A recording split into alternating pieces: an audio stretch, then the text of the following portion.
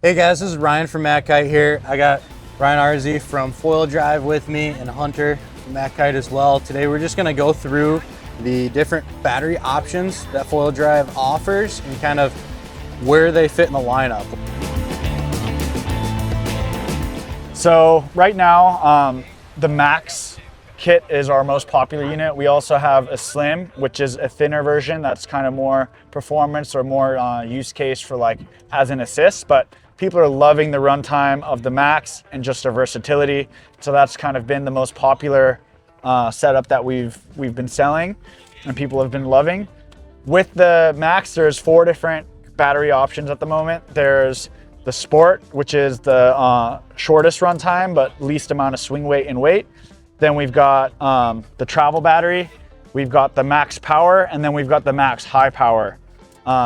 The differences between all of these are pretty much the amount of energy they have. So like watt hours, for example, the Max High Power is our longest runtime, and then it goes to the Max Power, and then the travel battery, and then the Sport is the shortest. But I'll let Hunter kind of describe which one his favorite is and what he prefers. Yeah, for sure. I think if I'm going for like longest runtime out there, I just want to be out on the water for as long as possible. I'm definitely leaning towards this high power battery. It does weigh a little more than the rest, so I take that into consideration with what I'm on and everything, but also it gives a little more power getting up. So if I'm on a smaller board or a smaller foil, I really like that just for the ease of getting up. But then if I'm just looking for more of a performance session, I'm really leaning towards this Max Sport battery. I think the runtime is still very good on it, and I'm able to get the session I want and come in tired, right? Not because, oh, battery died, I need to go change it. I'm coming in because I need a little break. So I really do like that. You definitely notice it's lighter, comes with this smaller nose cone on it, so you can see how that swing weight doesn't stick out as far as the other 3 batteries. And then, you know, I use the travel battery a couple times traveling because that is the only one that you can take on a plane with you. So it's super beneficial just in that aspect alone. It comes in 3 pieces, but that one's... Yeah, it splits apart right here and it has like a little travel case that you can carry with it, and that's why it's travel legal, because it kind of splits apart and it's under the basically the watt hours per cell or per battery that the airlines allow. Right, so when you're traveling with that, you need to split it into the 3 parts in order to be a travel battery. However, you don't want to store it in 3 parts. Yeah, so if you're at home, if you're using it, and it's a great backup battery to use when you're at home or just kind of day-to-day use. So you always just want to keep it together. You want to charge it in its case. These are actually kind of flame resistant cases, so it's always recommended to charge them in that. People don't quite realize that these are actually really nice battery covers here. But yeah, you want to keep them together just because it helps preserve the battery life better by keeping them together, and only take them apart when you're going to the airport and traveling. And on that note too, these 2 batteries, for example, the Max Power and the High Power, they weigh the same amount. The only differences are that these use more efficient and newer cells. So this one has 594 watt hours and this one's 498. So this is about 20% more runtime than the original Max Power battery. And it also has more thrust. So for heavier riders or for people wanting to use smaller foils, this is the most powerful battery right now for the Max kit. And paired with the high power motor, it's just you can't go wrong. Yeah, you can't seriously. go wrong. You can get real small with your gear. That's what I love about that, is I'm able to downsize my board, downsize my foil, ride what I would want to ride if I was out there. Well, even better than if I was out there wing foiling, right? Because wing foiling, I'm gonna have a 70-liter board that I'm standing on, and I'm able to go out there on a 20-liter board with the foil drive. So yeah, you can really get small with your setup as you get efficient and familiar with your unit. You don't want to start there. It's definitely something that you progress into. And so that's kind of where, like you were talking about wing foiling, that's where this battery is pretty magic. So the Sport battery is something that's, I think, super underrated. The swing weight and the performance and the ability to pump this is so much easier than these other ones. Even when I'm riding waves, touching down with the shorter nose cone, you feel a huge difference. And so if you're doing a sport where you're trying to use your Max as like an assist and you're not just heavy on the throttle the whole time, this is great. So if I'm wing foiling and really light wind and trying to get up, I just want a little bit of a boost, this is awesome. If I'm doing like a downwinder and I kind of just want something that surfs a little bit better, is easier to pump, I'll use this thing if it's not a super long run. I hear there's maybe a special going on with these. There is. Yeah. Do you want to talk about that? Yeah, so if you buy a Max unit with the sport battery, you get a second sport battery thrown in there with it. So 2-for-1 deal. Yeah. Really good runtime when you're putting two together.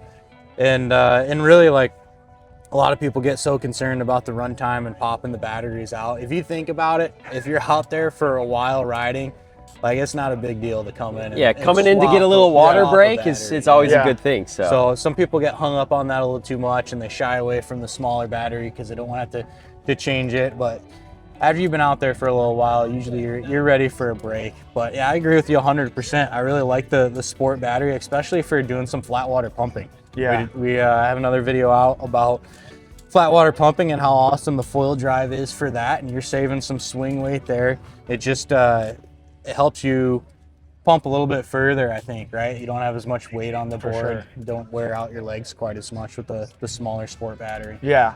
And another thing too is the promotion for the sport batteries, I think it's only for like another few weeks or like a month. And that applies to even if you bought like a Max high power, like a full kit, they'd throw this in for free. That was part of the promotion. So, you know, you could have this as your kind of all around or your workhorse and just for longer sessions, and then this when you want to work on technique or performance and stuff like that.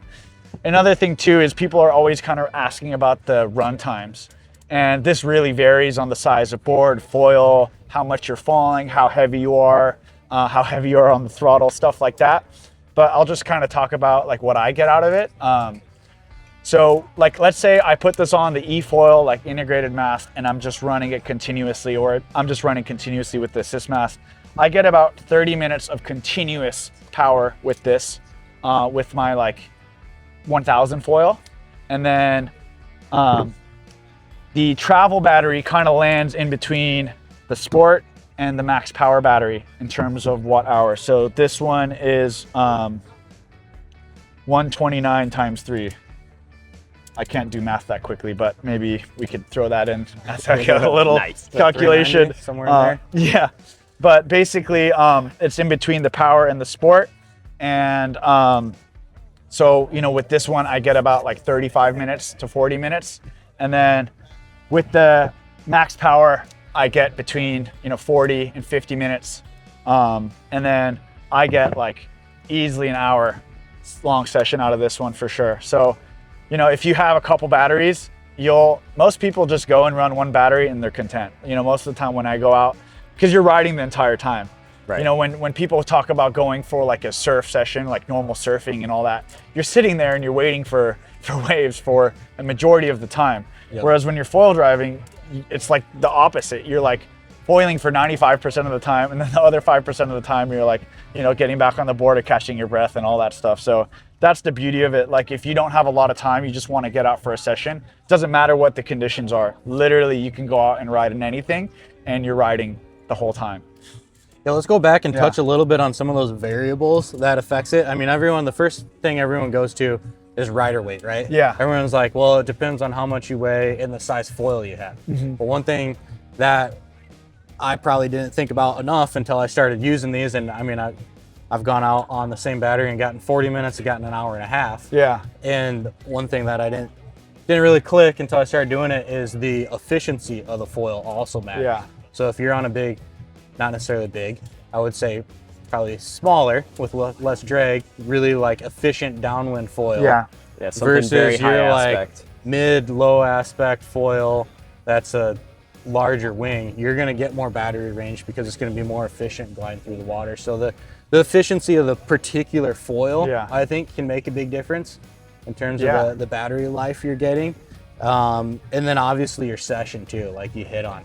If you're going out there and you're surfing and you're doing downwind laps and running it back up, you could get a longer session than if you're, really heavy on the motor that whole time and getting a few bumps. So I found that even with the same gear, the more you ride, the more you foil, the longer you end up getting out of your batteries, because you start getting more efficient as a rider as well. For sure. Yeah, and you're getting faster pop-ups too, which is getting it out of the water, less drag right away. So that also will equate to more battery time, because you're not spending as much time in that really big drag zone where you're using a lot of power. Right. That's something I didn't hit on either, is the board size can influence that, right? Yeah. Like obviously faster pop-ups are easier on bigger boards. As you get more efficient, you can have just as fast of a pop-up on a small board. Yeah. But you take someone that's not used to a small board, put it on the first time, and they're going to be draining their battery a little quicker because you're going to be dragging, like you said. Yeah. Totally. 100%. Cool. Well, guys, this has been Ryan, and Hunter here talking about the foil drive battery range. If you've got any comments or questions about the specific batteries and what might work best for your situation, give us a ring at the shop, drop us an email. As always, if you like this, like, subscribe. Hope to catch you guys on the water.